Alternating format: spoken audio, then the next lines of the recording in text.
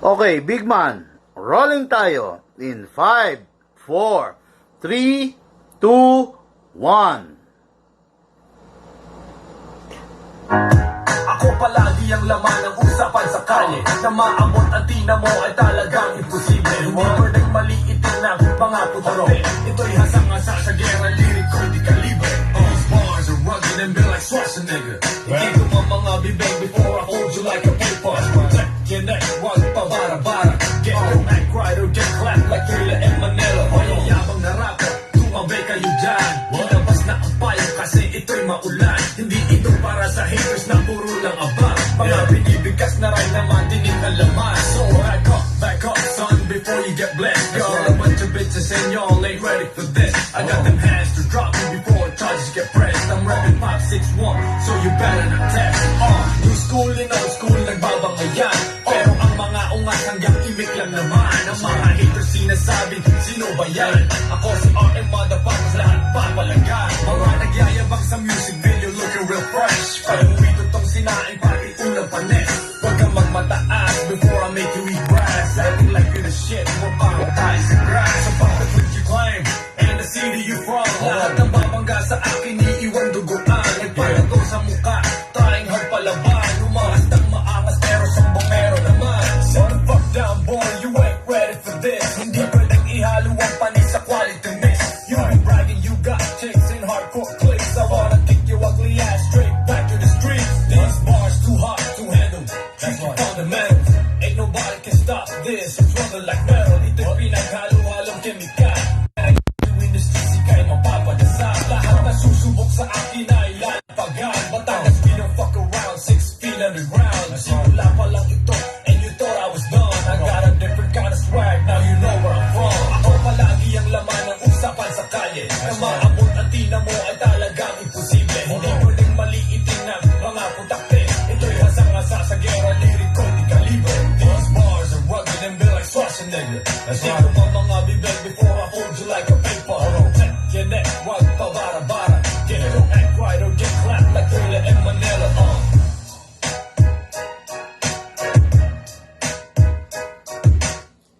Sabi, rolling na ako, ha.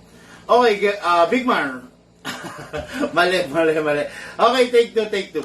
Good day, mga ka-airsoft. Good day po, mga ka-Big Man. Okay, no? I'm back and I'm here na naman sa inyong harapan.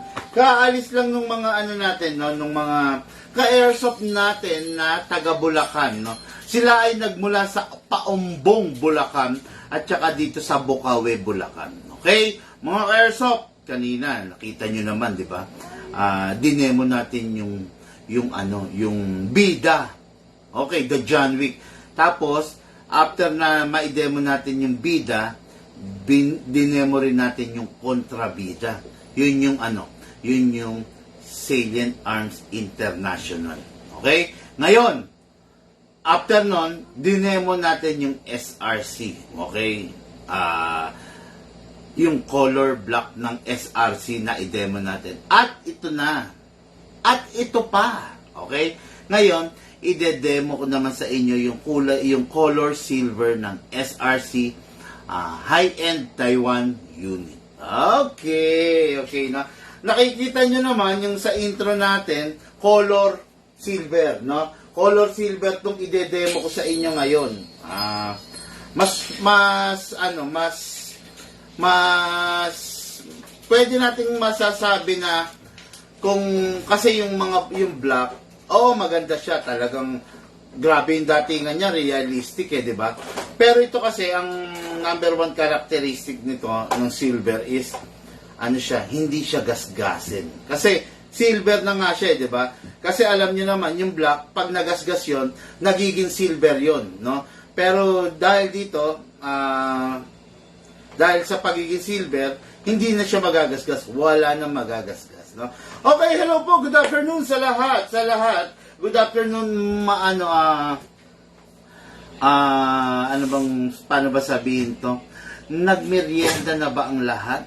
Kumain na ba kayo? No? Kung hindi pa sabayan nyo ko habang kumakain kayo, habang nagmimerienda kayo, nanonood kayo ng ating live. Meron ako audio?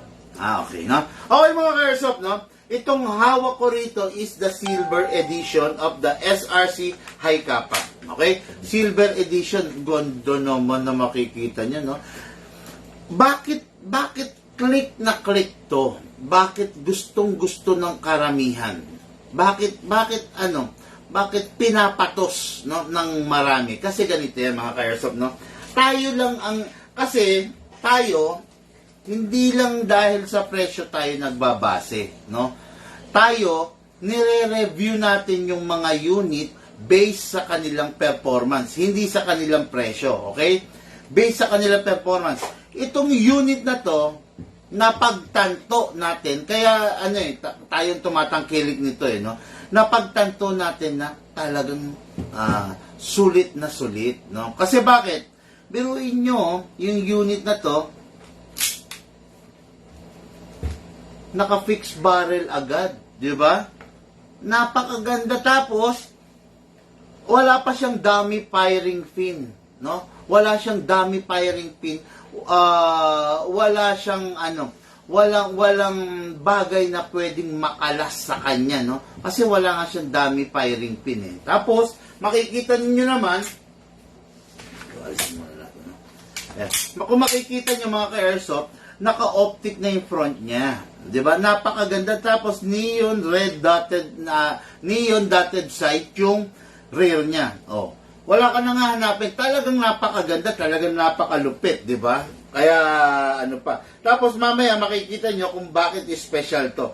Go, go, Idol, sabi ni Baler Cortez. Hello po sa'yo, Idol. Idol Baler. Okay, no? Itong unit na to, isa sa mga bukod-tang napakagandang unit, ang capable of 12 and 14 kg. Okay? Normally, nakikita nyo sa mga pistol na dinedemo natin, pang 12 lang, di ba? Pero itong unit na to, pwede siya sa 14. Para saan ba yung 14? Ang 14 is para sa mga rifle, no? Ginawa yan, dinesign yan, para i-power yung rifle. 12 para sa mga pistol. Mga John Wick, nakikita nyo, 12 lang ang ginagamit natin. Pero itong unit na to, pwede siya rito. Grabe. At ito pa, sabi nga ng mga marites, at ito pa, pwede siya sa CO2. Okay. Alam naman natin lahat na ang gumagamit ng CO2 is mga airgun. Kaya nga sila malalakas. Kaya sila solid kasi ang ginagamit nila CO2 cartridge. Ngayon, CO2 cartridge, kinakaya ng airsoft? Yes, kayang-kaya ng airsoft yan kasi premium unit to. Hindi siya yung mga entry-level unit, no? Premium unit to. Okay, Big Man, malakas ba yan? Yes, using 12 kg, malakas na po ito. Pag ginamitan mo ng 14, syempre, mas malakas, no? Based dun sa mga dating chrono natin, pumapatak siya ng 450 to 470, no? Yung chrono test na ginagawa natin using sa 14 kg. Okay? Pag ang gamit natin is 12 kg, ang chrono test niya is around 380 to 390. O, di ba? Ngayon, pag gagamitan mo siya ng ganito, ng CO2, definitely mas malakas siya. Okay? Big Man, katanungan, yung John Wick ko ba pwede kong gamitan ng 14 kg at saka ng CO2?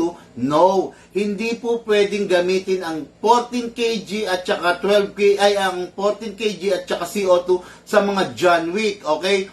Pwede po silang mawarak, pwede silang bumigay, pwede silang mabitak, no? Mabibitak yung mismong materials. Nako, bagay na for sure, hindi mo gustong mangyari sa unit mo. Okay? Kaya mga ka-airsoft, masumunod kayo sa ating mga payo para malaman ninyo yung tama at kung ano yung totoo at kung ano yung dapat. Okay?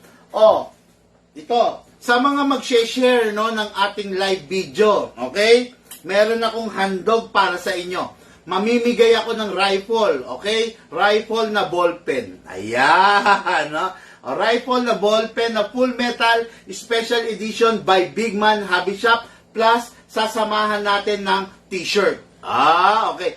Sa mga mag-share ng ating live video, meron pong share button dyan.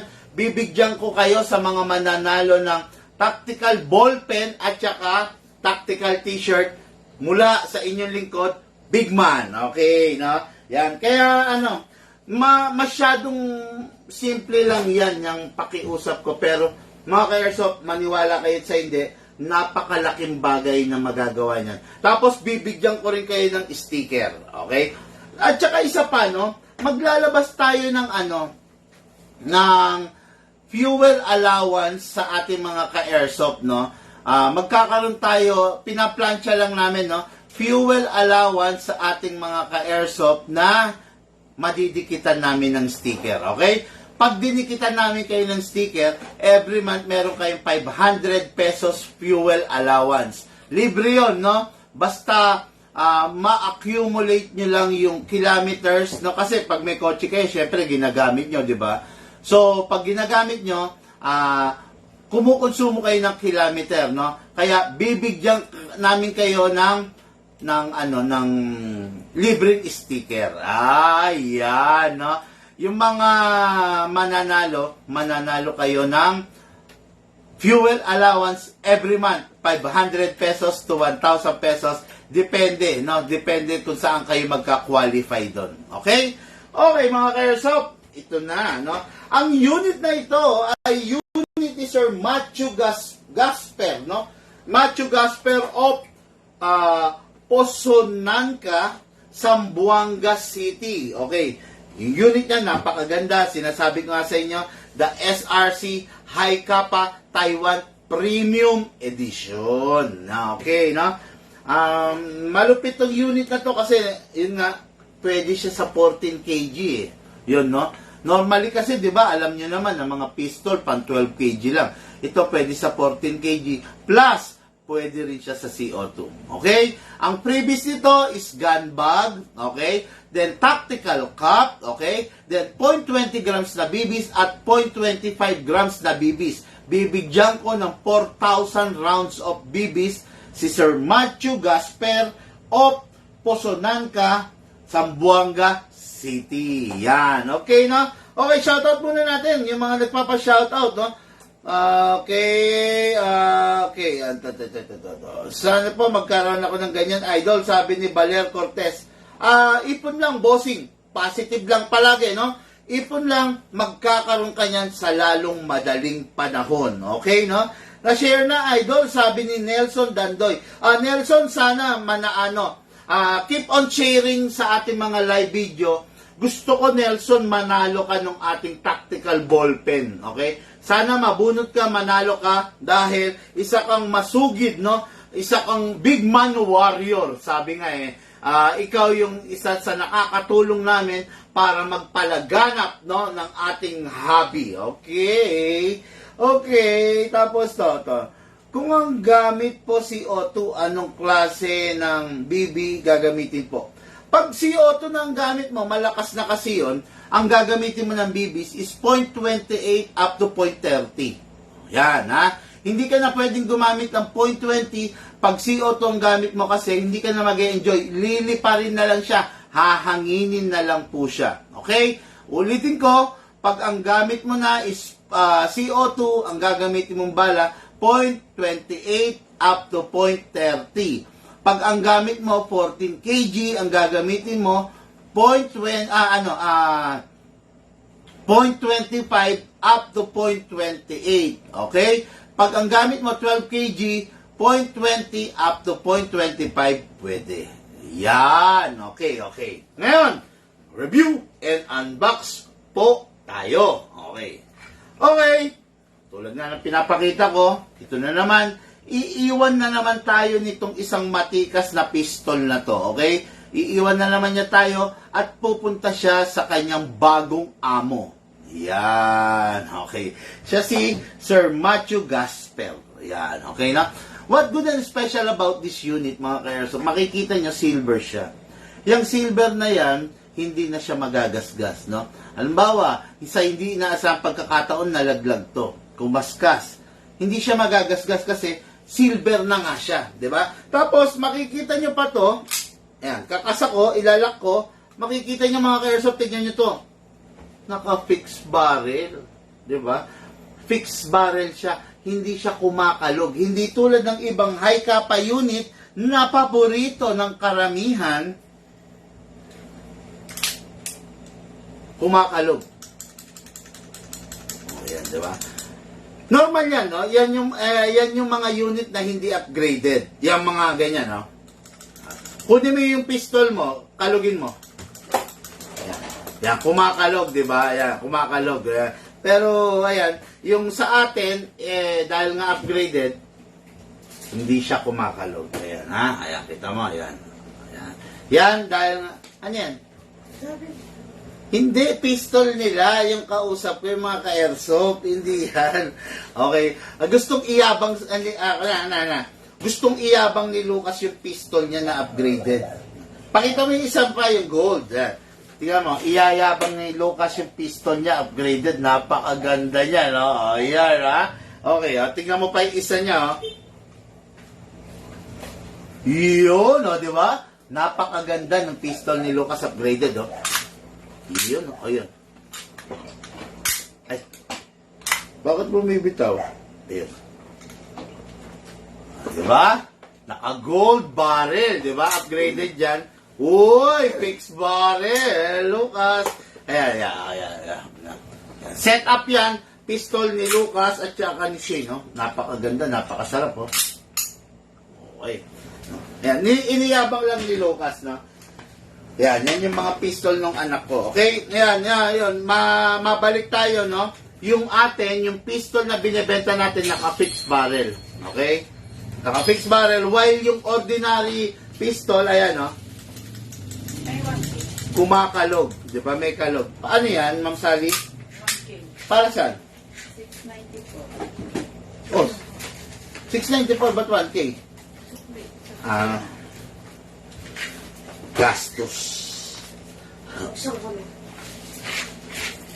Okay. Yan. Naka-fixed barrel, di ba? Napakaganda niyan. Tapos, wala na siyang dummy firing pin. Yan ang isa kung bakit napakatikas nito. Ulitin ko, itong unit na to, pwede siya sa 12, pwede sa 14, at pwede sa CO2. Okay? Start po tayo, mga ka-airsoft, no? So, this is the magazine. Ang magazine, maximum of 27 rounds ang pinaka-sagad na pwedeng mong ilagay. Pero, binabawasan natin yon, hindi natin sinasagad yung 27. Bakit? Kasi pag isinagad natin yon, ang tendency yung spring natin manghihina. Yung spring natin magiging loose, di ba? Kaya hindi natin sinasagad. Ang gagawin natin, maglalagay tayo ng bala. Ibababa natin to all the way hanggang baba. Then, dito isushoot yung bala. Dala, dito isushoot yung bala sa baba. Okay? Ngayon, pump lang natin yung reloader. Yan. Yan. Mga ka-airsoft, kaya ako kinakalog kasi ina-align ko left to right yung BBs. Ha? Yan. Okay? Yan. Ganyan ang tama, left to right. Ngayon, maglalagay po tayo ng silicone oil sa ating output valve. Press lang po natin, then spray. Okay. Then after that, spray din tayo sa inlet valve. Then sa unit, dalawang in-spray sa magazine, sa unit dalawa rin. Kasa, i-lock manually. Then, spray po tayo sa slide stopper. Then, spray po tayo dun sa loob, dun sa mismong nozzle. Yun. Yan. Dalawang in-spray sa magazine, dalawa rin sa unit. Then, release. Then, rest. Okay. Ngayon, dun tayo, dako tayo sa isa sa pinaka-importante, sa paggagas. Sa paggagas, palagi pataob. Pataob. Hindi pwedeng pahiga or patayo. Kailangan nakataob yung green gas. Isasakto mo sa valve, then press down. 1, 2, 3, 4, 5, 6, 7. 7 seconds is enough na para sa isang full rounds. Pero pwede mo naman dagdagan kahit hanggang 10, kahit hanggang 15 or 20 seconds para hindi po mayat maya naggagas kayo. Okay? Ngayon, after that, maglalagay na po tayo, ay meron na palang bala. Magpa-firing na po tayo. Okay? Pasok po natin. Kasa. Ready to fire, always finger trigger out. Know what is behind, beside, or and around your target. Okay? Maging responsable po tayo. Mamaya mag-usap tayo regarding sa gun ban. Okay? Firing tayo, firing!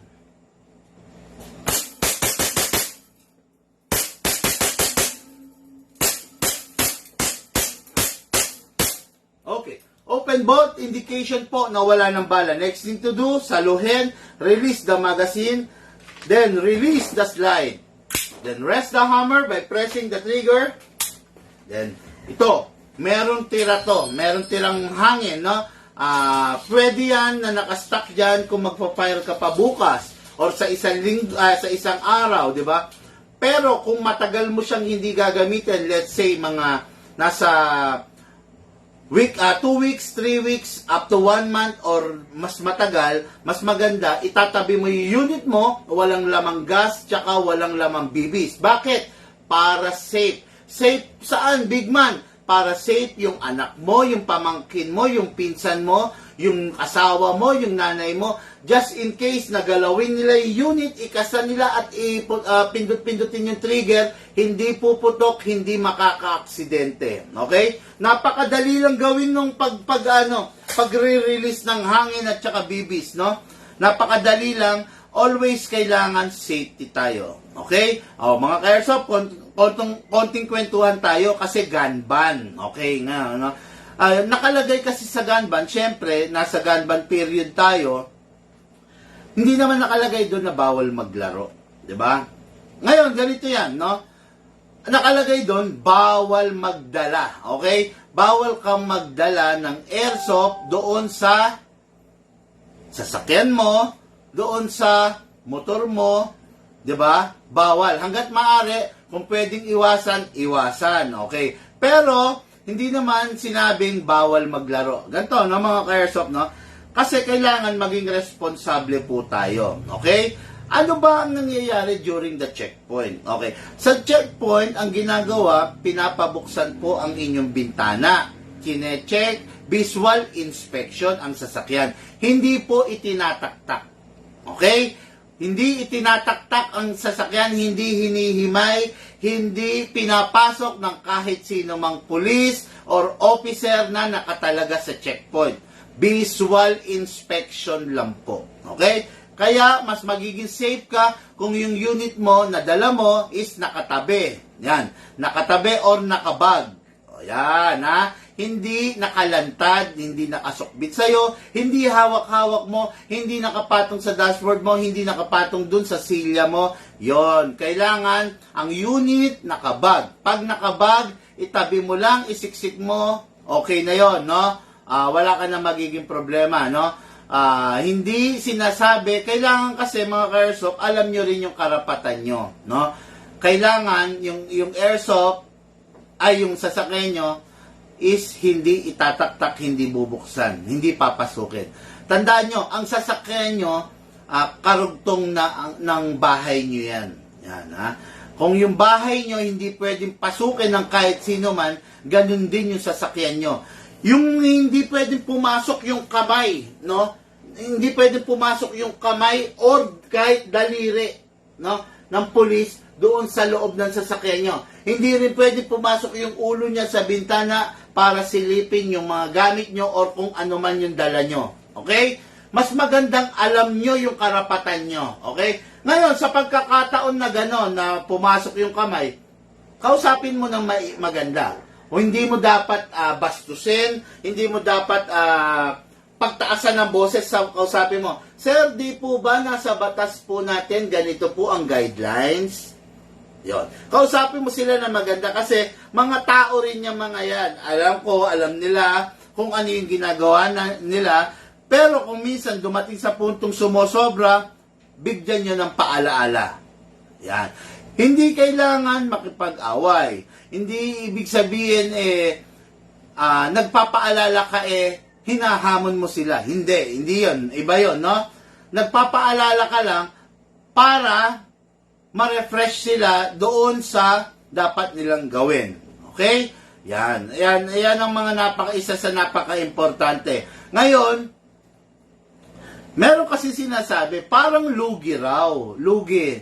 Sa tingin nyo, ano bang opinion nyo? Lugi raw yung mga naka 2 wheels, yung mga nakamotor. sa mga naka 4 wheels, no? Kasi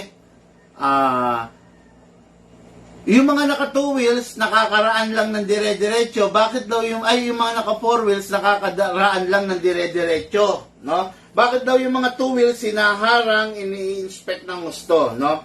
May paliwanag sa atin kasi diyan ng PNP, no? Ang paliwanag ng PNP mostly kasi ang ginagamit talaga ng mga riding in tandem ng may mga masasamang loob, may mga masasamang ginagawa is motor. Kaya gano'n sila kaipit sa motor. Lalong-lalo na kung kahinahinala yung tao. Saan ba sila nagbabase? Kung kahinahinala ka, unang-una sa body movement mo. Hindi sa itsura mo. No, believe me, hindi sa itsura mo, sa body movement mo, no? Kung halatang halata ba, kung obvious ba, 'di ba? Pangalawa, nagbabase rin sila, ina-assess nila 'yan doon sa angkas mo, 'di ba? Syempre, halimbawa pag pareho kayong lalaki, 'di ba? Ibang usapan 'yan.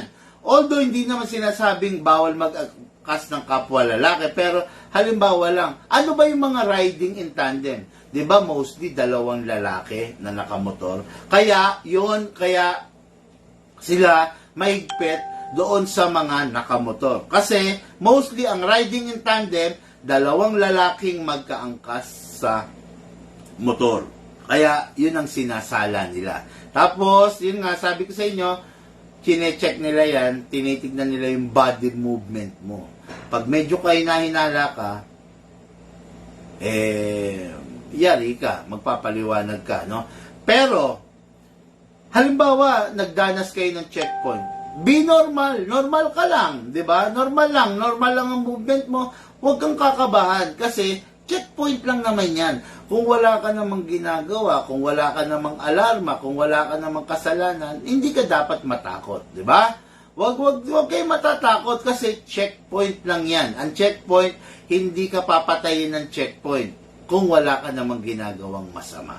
Yan, okay, no? Konting paalala lang yan, mga ka-airsoft, no? Kasi, syempre, ayaw kong makakabalita. Masakit para sa akin, no?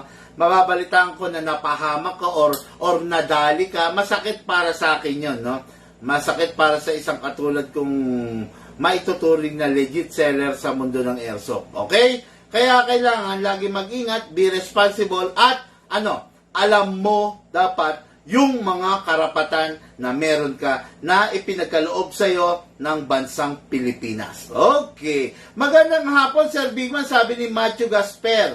Ay, ito yung may-ari nito. Hello, Sir Matthew, ito po yung unit mo. Na-demo and test fire ko na, pero dahil nga nandiyan ka, ipa-fire ko ulit. Yan, okay, no?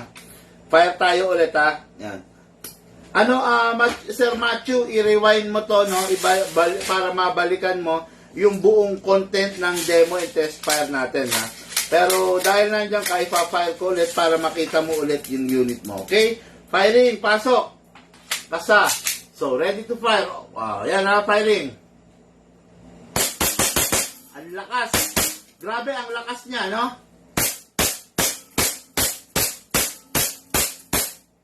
Open slide. Indication, walang bala. Release the magazine. Release the slide. Rest the hammer by pressing the trigger. Okay. Tapos, pasinawin kung matagal hindi gagamitin. Okay. Then, ayan na yung unit mo, Sir Matthew. Ready na po for shipping. Mga ka-airsoft, sa lahat ng mga nag-share ng ating live video, maraming salamat. Napakalaki ng ambag ninyo sa ating airsoft community. Sa mga hindi pa nag-share, pa-share na po para manalo rin kayo sa ating gagawin na raffle draw every month na ginagawa ng tactical ballpen at saka ng tactical t-shirt na inahandog sa inyo ng inyong likod na Big Man. Okay, no? Okay, good Big Man. Watching from Imus, sabi ni Norwin Garcia. Hello, Sir Norwin, no? Okay. Good PM, boss. Jerry Cabier, share done. Sabi, good PM. Jonathan Calman. Thank you, boss. Sabi ni Matthew Gasper. Hello po, thank you rin po, no? Okay, mga ka-airsoft, yun lang muna for now. Lahat po tayo nagmula sa iba't ibang larangan.